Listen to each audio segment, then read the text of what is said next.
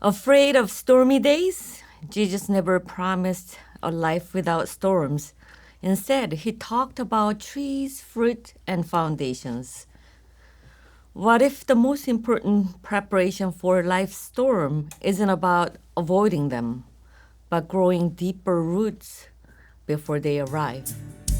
Welcome to Perspectives, a podcast where the clergy women of the First United Methodist Church of San Diego share their musings on scripture, theology, and what it has to do with us.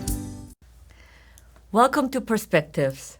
I'm Reverend Hannah here in the studio with Reverend Dr. Brittany Juliet Hanlon.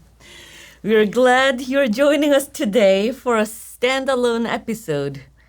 In a world that often values quick outcomes and glowing appearances, Jesus tells a different kind of story, one about trees and foundations. These images may seem ordinary at first, but they invite us to consider what's growing within us, what sustains us, and what kind of foundation we're building our lives upon. Our reflection today comes from Luke chapter 6, verses 43 through 49. And listen now to these words from Jesus. A good tree doesn't produce bad fruit, nor does a bad tree produce good fruit. Each tree is known by its own fruit. People don't gather figs from thorny plants, nor do they pick grapes from prickly bushes.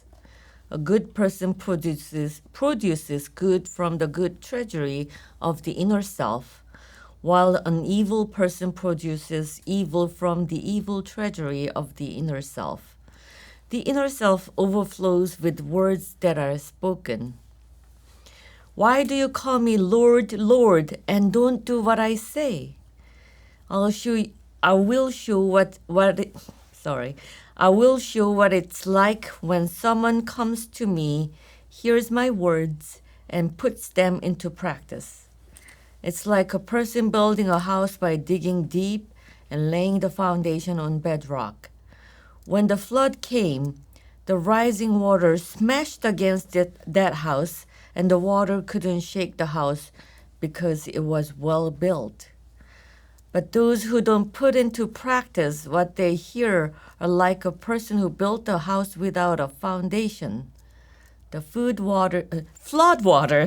water smashed against it, and it collapsed instantly. It was completely destroyed.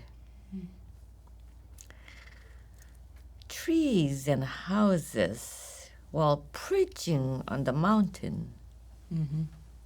Mm-hmm. What did you hear? You know, I heard so much, and this whole passage makes me think of my grandmother, like really and truly, because I can get myself pretty worked up about a myriad of things. Stress, anxiety, the future, all the things. And she would always remind me to remember who you are and to create a foundation that is strong, right? And so I think about when I do feel a little stressed and I don't have her words to rely on anymore, I'm like, well, what was the foundation that was laid, And that's always been my faith. And so I always go back to that. So I really hear, obviously they're Jesus's words, but I hear my grandmother repeating them to me as a child. Wow. Yeah. That's a good experience growing up, being reminded of the foundation instead of get your work done. Yeah, So that's a great nurturing coming from your grandmother. It was, yeah. Yeah. We have lots of anxiety, lots of distress and distractions as well in this world. Lots of last minute pressure and then always on demand and lots of things. Yeah. And I think also what's going around in the world also influences how we feel Yeah, about our identity as well. absolutely. And I think about Jesus talking about trees and houses when he's living in a world filled with political conflict and religious debates and under the Roman Empire. And yet when he had a moment on the mountain with lots of people, he wanted to talk about trees and houses. And I was wondering about why. Yeah. Well, I think for me, trees are like, obviously a tree can be uprooted, right? But it's oftentimes rare, right? And trees are pretty, like, we need them, of course. But trees are very steady and ever present. They may sway with the wind, you know what I mean? But they're very solid most often. And that they do produce for us, yes, right? Fruit. And so thinking about that, it's like, I think that nature has a lot to teach us about life in general. We don't always often pay attention to it, but I think that Jesus is trying to get folks to realize the continuity between who we are and what nature teaches us. Yes. Yeah. He didn't go after those people that's giving him hard time. Right. But he was talking about those natural stuff that takes forever to grow. Like from a seed to a tree and to bear fruits, it's years after years of planting, watering, pruning, and all that, caring for that, and waiting time, indefinite waiting time. And house is not built in a day. It takes forever. It takes planning, digging, and laying out a foundation as well. So I think Jesus was trying to tell people, be patient. Be patient with yourself, right? Exactly. That's when you started talking, I'm like, yeah, because I think that sometimes we expect this like immediacy of like patience to come to us, or like, you know, for us to always feel good, you know, and when we don't feel good, we just want to feel better. And sometimes it's like, no, slow down, right? And also, I think that Jesus is also saying like, you can't do one good thing and think you're done. You know what I mean? It's not just once for all. It's correct. It's continuous work. Exactly. It takes time, and after your house is built, it still needs a lot of work to be done. Correct. And it's never finished. Never. Ever. So he's sort of like steering people's attention from one action into a lifelong formation that takes a long time. And I think I was wondering if that has something to do with when Luke was written. It's like 50 years after Jesus left the disciples. So 50 years after I left you. What would you remember 50 years after? So much. How old will you be? Old. A seasoned saint. 86. So 86. think about the community that was left 50 years after Jesus left. And a lot of the first witnesses were aging or have passed. And so the church was growing, but there were lots of distractions in the world. And they gathered and they called them Christians following Christ. And they used the confession as their measurement of faith. Right. But they weren't remembering what Jesus did with their actions. So there wasn't any embodiment. Right. So I was wondering if the author of Luke was trying to capture that moment and remind his community that discipleship isn't just about calling Jesus Lord and Lord. Correct. It takes more. A lot more. It's your formation, and they must have had a question about their own identity as who they are, living in the Roman Empire and living as part of the larger Jewish community, but still spiritually and religiously they were set apart. Yeah. So they had to build their own identity and asking about who we are and how do we follow Jesus?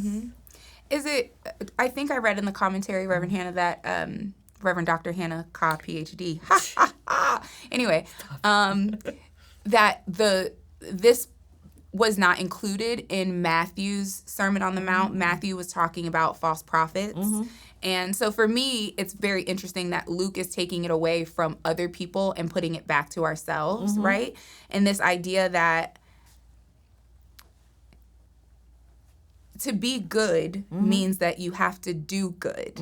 You can't just think about being good. You have to do good. Yes. And you have to, and in doing good, you produce good fruit. Yes. And that good fruit blesses the world and helps people and yourself, you know? Yes.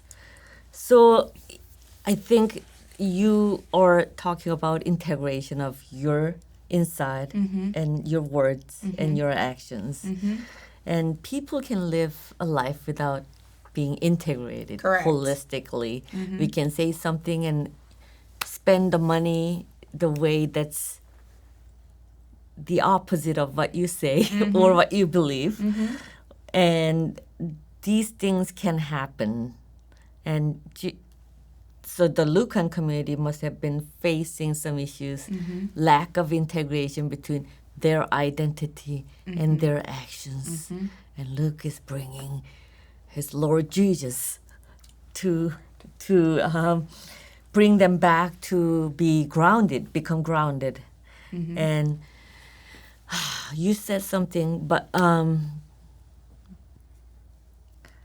well, you continue and I'll think about it. So it's like one of those things for me that I've always found, you know, I'm far from perfect. I have to, you know, again, it's a work in progress every day. But something that has always been really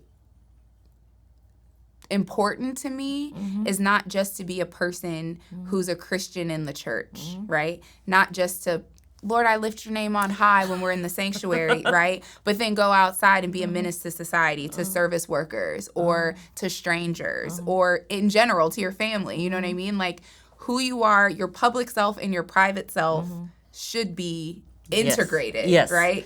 And that's what I call redemption, salvation. The salvation comes when your inner self and your outer self is aligned. Correct.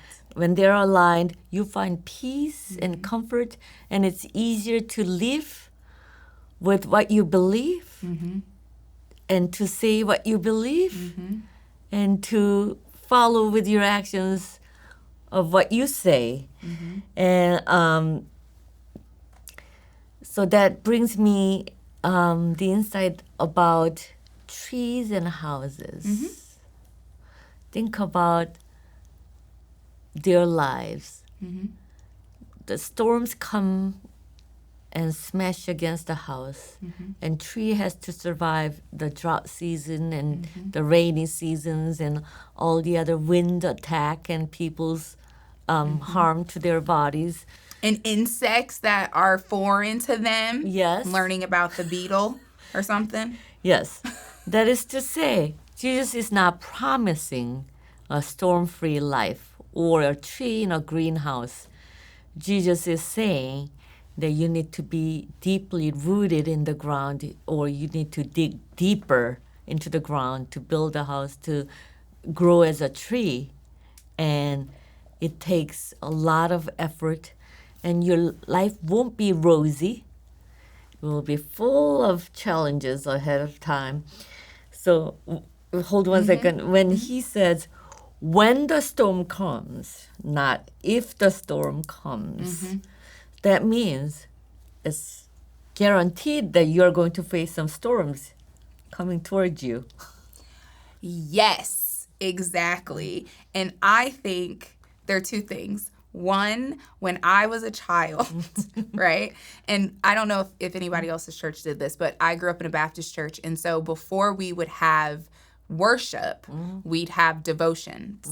And folks would be invited in the congregation to like sing a hymn that, you know, so we'd have a little hymn sing and someone would get up and give a testimony, you know. And I always enjoyed devotions, but I was mortified because I was like, I don't want to go through any of these challenges. I don't want to have a testimony. I told myself, as a little girl, I will never have a testimony, right? Because I had heard, I'm listening, right? And I'm picking up on the things that people are sharing. And I was like, oh, I have to do it the right way. I have to do it the right way. And I think in my mind, I assumed that if I did it the right way, whatever that is, if I went left instead of right or went right instead of left, that I would avoid whatever challenges life had. And it's something that kind of kept me bound for a really long time into my like young adulthood that was like, no, honey, like you don't get to avoid a storm because, you know, you did it the right way. That's not how life works. We're all going to go through storms. So that's something that really stuck out to me when I was reading this and thinking about my own life. Like, oh, yeah, this is some of where that came from. And then there's also a gospel song by Mary Mary. And one of the lines is, nobody told me that the road would be easy. And you know, and then it goes on to say, but I don't believe he brought me this far to leave me. And so there's always this, I come back to that sometimes when I'm having those moments where I'm like, why is this happening to me? And then I have to remember, honey, you are not exempt from human suffering, okay? As sweet as it would be for you to be like, oh, I'm so sorry, I don't understand suffering. It's what makes us human, right? It's our joy and our sorrow that makes us human. It's the calm and the storm that makes us human. And I think that that's a part of the reason that the stories and the parables and the things that we read about Jesus's life, it's not just these isolated incidences. Like, yeah, Jesus is talking about a storm when there isn't one, but Jesus also calmed a storm that we know about. You know what I mean? Yes. So he, too, was a part of the elements that life brings and was an example of how you can still persevere to do the good and faithful thing even when you are broken and tired and in despair. Yes. And every time we run into struggles, it's not always the same issues. Right. Different issues come to you as a surprise. And we are not equipped to face that specific issue. But when your core is grounded, the way we deal with what's facing us may be easier or calmer or more peaceful than a rocky waves. Right. And so it's more about our preparation for stormy days than a firm foundation then. Exactly. There's a firm foundation and we need to do the digging work to dig deeper to have our foundation deeper. So I was thinking a lot about how we approach our faith community or faith. We approach it sometimes like a restaurant where you order your own spiritual food. I want XYZ here. I want this. Have you done this? Take out the onions. Yes. Take out the onions. No salt on my... No salt on my fries. No salt on my patty. Okay. And that kind of things. So... Yes, we are nourished in the church spiritually, and we are inspired by the spiritual food we get from the church. But we also need to know that it's a spiritual gym. Right. That you need to row your boat, right, dig deeper, and go through seasons, through the nights and days, vulnerable out in the field as a tree to grow. You need both the sun and the night. Yeah, you do. But we sometimes romanticize the sunny days over against the dark days. All the time. But then when I look back on it, I mean, yes, there are days that were so great that I'm like, oh, I wish I could live that day again. But there are also days in hindsight, not in the midst of it, but there are days in hindsight that I'm like, oh, that was tough, but I learned a lot. Or, you know, that was tough. But such and such showed up for me and that deepened our relationship. You know what I mean? So it's like, I think that, yes, we do romanticize the beauty, but I also think that when we take a moment to look back to see some of those hard days, they did forge some of the strength and some of the tenacity that we have and that we carry forward, you know? Yes, yes. And that goes back to our inner self. And I was laughing about you just using the inner self a few times in this short storytelling on the mountain. And we forget about our inner self and focus on how we look and what car we drive, what kind of housing you live in. But the inner self, and whenever I talk about inner self, I am reminded of Richard Rohr, who talked about the loyal soul. So one of my favorite book of his is Falling Upward. Yeah, it's a good book. So the first half is shaping your vessel, and then second half is about filling that vessel with the core values. And we live our first half of life as the loyal soldier who work hard, follow the rules, and earn approval, do the right thing, and build a life. And there's goodness in that one. But you cannot live that way for the rest of your life.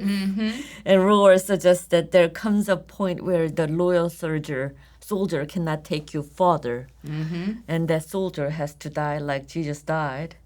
And a new self needs to be resurrected from the life. So from the loyal soldier to soul, from control to trust, from certainty to surrender, from proving it's self-worthy to knowing you're already loved. So that kind of inner self-work might be needed. It absolutely is needed. Yes. I love that, Reverend Hannah. I need you to send me that. No, really. Because I've been thinking about surrender for very different reasons on another note. Yeah. Yes, surrender stuff. You laugh about it and wanted to have it whenever I said I'm God's favorite. Not because I'm given favor all the time, but when things come to my way, God always gives me the patience to deal with it and the courage to face it.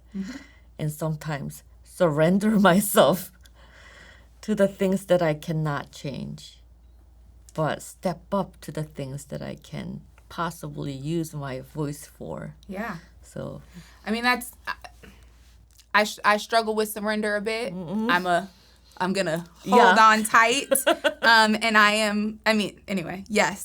That I need that reminder. I needed that reminder. When you started talking about Richard Rohr, I started thinking about The Inward Sea by Howard Thurman, and he says, there is in every person an inward sea, and in that sea there is an island, and on that island is an altar, and standing guard before the altar is an angel with a flaming sword. Nothing can get by that angel to be placed upon that altar unless it has the mark of your inner authority. Nothing passes the angel with a flaming sword to be placed on your altar unless it be a part of the fluid area of your consent. This is your critical link with the eternal. And it's like, oh. That link is the last words in that one. The link. Your crucial link with the eternal. With the eternal. And so let me bring in the Chinese philosophy there, there. That we want to believe that we are the agent of our life, but we are part of the universe. Correct. Is what the Chinese believe, and at the age of 30, I think you learn to understand your position in the world. And at 40, you can deal with temptations. At 50, you learned the heaven's mandate for you. Mm-hmm. So that's calling Mm-hmm. in that philosophy. So the calling is not just for your life. Right. It's part of the universal life. And your calling is bound by others' calling. And that goes back to the image of tree and house. Mm-hmm. Tree is not for itself. Right. And tree has many branches and leaves and fruits. All of that had to support the entire tree, or the tree supports all their lives, for them to be fruitful and helpful for others. Right. Same thing with the house. Back then, a house was built for many people, not just for one person household. And there's a communal aspect, Yeah. a universal aspect. And a house doesn't exist for itself. Mm-hmm. Right. It has a purpose. Exactly. For other people, just like the trees. The calling. Right. And it's used. Trees don't eat their own fruits. Exactly. Right. Exactly. Fruits are for others. So this is a good reminder for us to think about the circle of life and how transformation of an individual is tied to the transformation of the community and how that's linked with the eternal. So I know that we usually say that I always go the cost of discipleship, and you don't always like that term. So would it be a better term to say the work of discipleship? Yes, or the formation. Formation. Okay. The formation of discipleship. I believe that there is a spiritual muscle to be developed. Right. And the spiritual muscle may not be visible to others, but the spiritual muscle is the one that gives you the strength and courage and wisdom and capacity to welcome the storms. Yeah, it's like the anchor. Yes. Yeah. Cost of discipleship. That's consumerism. I know. I know. As soon And as, formation linked in the wrong way. So I as soon as hate I it said when- the cost, I'm like, oh God, here we go. Capitalism at its Yes, finest. I baby. hate it when I hear cost of discipleship as a Yeah. pastor of discipleship. I know. It's a journey, it's a formation, it's invisible work we do in our good days and bad days. And good days doesn't grow much, but it's always the stormy days that help us grow and become more grounded. The discipleship gym. Okay. Okay. All right. Spiritual gym The spiritual gym. for discipleship. Okay. Okay. That's what we need to be focused on. Reverend Hannah. All right. This was great. Thank I you. feel like I got my soul blessed a little bit from our conversation. So Glad thank to hear you. it. Thank Same you. here. We have a few questions that we'd like for you to ponder on your own or with folks in your community, but just take some time to reflect on them. The first question is, what habits or influences are shaping the condition of your heart? The second, are there areas where your actions don't match your values and your beliefs? I know mine. I have a few. And then the third would be, what practices help you stay grounded when life becomes difficult? We hope that you will take some time to reflect on those questions, and we would love to hear how you're doing in your spiritual gym of discipleship. We'll see you next time. Bye. This is a production of First United Methodist Church of San Diego. To learn more about our events and ministries and to access additional learning resources, visit fumcsd.org.